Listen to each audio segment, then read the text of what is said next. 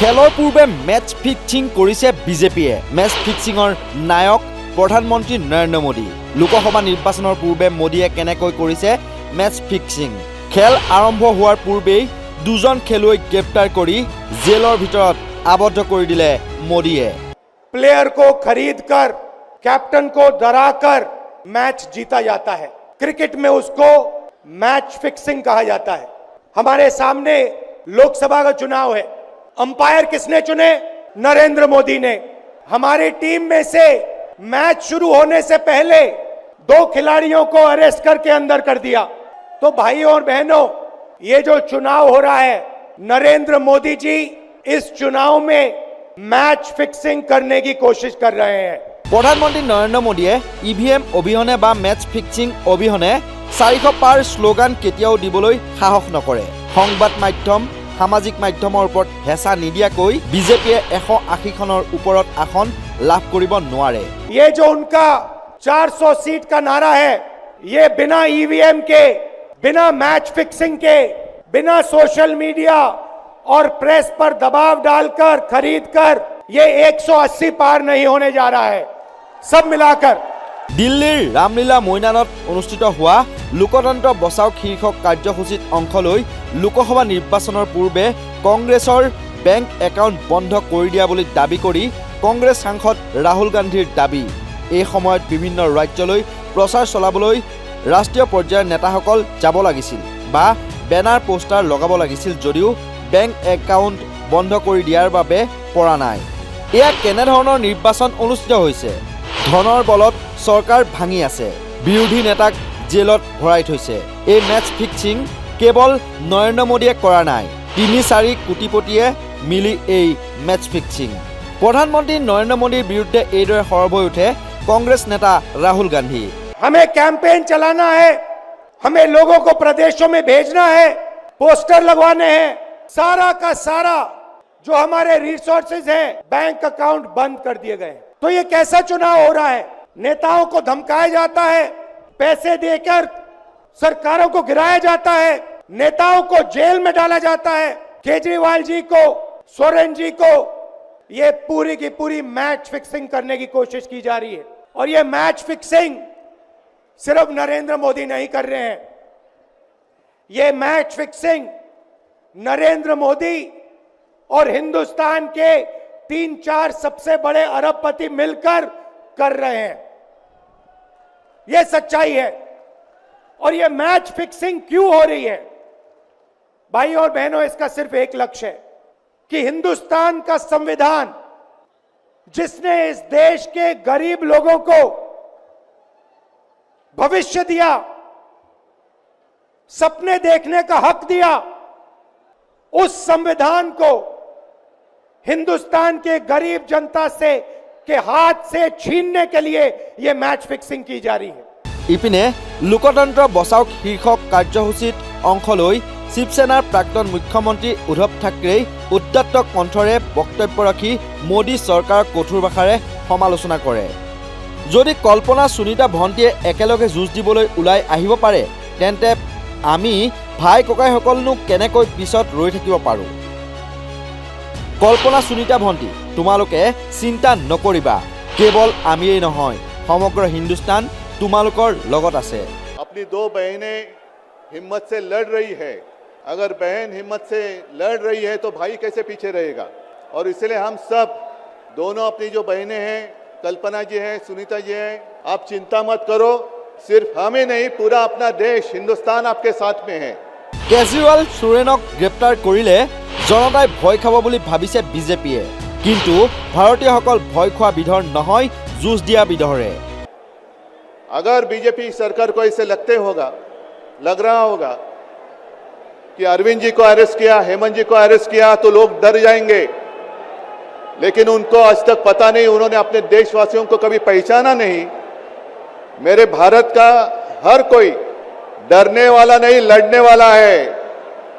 और अगर हिम्मत है तो बाकी आपकी सारी एजेंसीज हैं, ईडी, सीबीआई, इनकम टैक्स, जैसे हम इंडिया गठबंधन बनाकर सबके सामने आए हैं, अगर आप में हिम्मत है तो बीजेपी को मैं कहता हूं, चुनौती देता हूं कि बाकी सारी लोगों को छोड़ दो, आप सीधा आपके बैनर पर लगा दो कि बीजेपी के साथ जो 3 साथी पार्टी है वो ईडी, इनकम टैक्स और सीबीआई है। মোদীক এক দল এক চৰকাৰ নীতি চলাবলৈ দিয়া নহ'ব। মিলিজুলি চৰকাৰ দেশবাসীয়ে অনাটো অত্যন্ত জৰুৰী। समय आया है, कितने दिन तक हम उनकी आलोचना करते रहेंगे? अब तो उनका सपना ऐसा है कि 400 पार। मैं पूरे देश को आह्वान करना चाहता हूं कि एक व्यक्ति और एक पार्टी की सरकार देश के लिए खतरनाक हो गई है और अब वो समय आया है कि एक पार्टी और एक व्यक्ति की सरकार नहीं चलेगी। पूरे देश को मैं आह्वान करता हूं कि हम सबको अब चाहिए, मजबूत देश चाहिए और मिलीजुली सरकार हमें लानी ही होगी। देश में जितने सारे प्रांत हैं, जितने सारे राज्य हैं, उनका सम्मान करने वाली सर्वतोमुखी सरकार अगर हम लाते हैं तो ही देश बच सकता है, नहीं तो फिर आपका सवाल है, आपका भविष्य आप किसके हाथ में देना चाहते हो?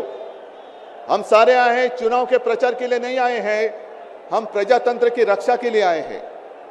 और कैसी सरकार है? अरविंद जी के ऊपर इल्जाम लगा दिया, डाल दिया जेल में। हेमंत जी के ऊपर इल्जाम लगा दिया, डाल दिया जेल में। ये कौन सा तरीका है? যিবোৰ নেতাৰ ওপৰত ভ্ৰষ্টাচাৰ দুৰ্নীতিৰ অভিযোগ উঠিছিল সেইসকলক ৱাশ্বিং মেচিনত ধুৱাই বিজেপিয়ে মঞ্চত আসন দিয়ে। এতিয়া अब उन्होंने इनको साथ में ले लिया, उनको साथ में ले लिया। जिनके ऊपर भ्रष्टाचार के आरोप खुद भाजपा ने लगाए थे, उनको उन्होंने वॉशिंग मशीन में डालकर साफ सुथरा नहला धोला कर अपने मंच पर विराजित कर दिया। तो आप क्या विश्वास रख सकते हैं? जितने देश में भ्रष्ट लोग हैं, उन सारे लोगों को इकट्ठा लेकर बीजेपी देश को विकास के राह पर लेके जा सकता है। भ्रष्ट लोग देश का विकास कर सकते हैं। ইপিনে গানেৰে মোদী চৰকাৰক তুলাধুনা দিয়ে আৰজেডি নেতা তেজস্বী যাদৱে।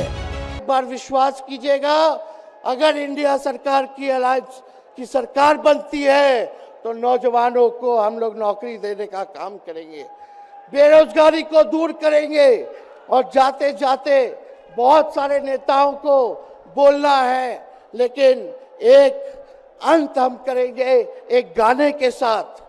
और आप लोगों ने गोविंदा का फिल्म का एक गाना सुना होगा कि तुम तो धोखेबाज हो, वादा करके भूल जाते हो।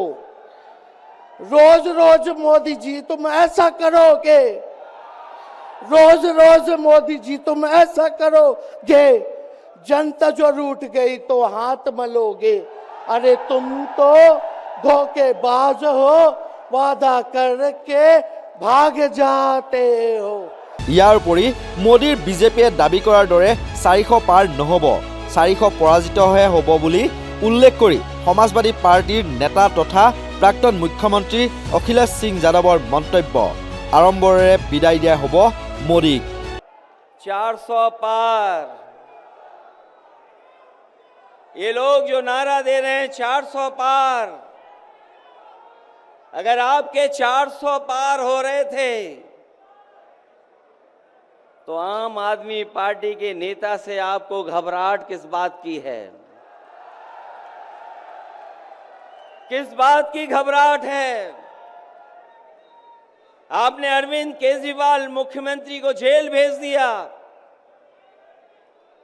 मुख्यमंत्री हेमंत सोरेन को जेल भेज दिया। और मैं तो उस उत्तर प्रदेश से आता हूं जिस उत्तर प्रदेश के लोगों ने भारतीय जनता पार्टी को मौका दिया, उनका स्वागत किया। लेकिन याद रखें, उत्तर प्रदेश के लोग अगर स्वागत करते हैं तो समय आने पर धूमधाम से विदाई भी करते हैं। और जो आपने चुने हुए मुख्यमंत्रियों को जेल भेजा है, न केवल भारत के लोग बल्कि दुनिया के लोग भारतीय जनता पार्टी पर थू थू कर रहे हैं। आपने चुने हुए लोगों को, मुख्यमंत्रियों को जेल भेज दिया। जिस लोकतंत्र में और जिस लोकतंत्र के लिए दुनिया में भारत का सम्मान होता था, आज वही दुनिया में भारत की अगर सबसे ज्यादा थू किसी ने कराई है तो वो भारतीय जनता पार्टी के लोग हैं। भारतीय जनता पार्टी कहती है कि वो दुनिया में सबसे बड़ी पार्टी है, लेकिन इनके 10 साल का कार्यकाल आप देखोगे तो ये ब्रह्मांड की सबसे झूठी पार्टी है। केवल दुनिया की नहीं, ब्रह्मांड की सबसे झूठी पार्टी है।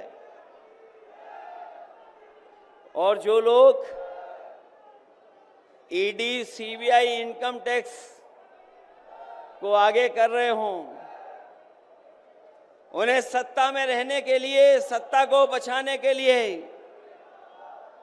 अगर इन संस्थाओं को आगे कर रहे हैं तो ये 400 पार नहीं, 400 हारने जा रहे हैं। इन्हें हराओ, इन्हें वापस भेजो, क्योंकि अगर देश बचाना है तो हमारे आपके वोट से बचेगा, वोट से ही लोकतंत्र बचेगा, वोट से ही संविधान बचेगा, वोट से ही आरक्षण बचेगा और वोट से ही हमारे देश की आबादी के 90% लोग जो पीड़ित हैं उनको बचाने का काम होगा।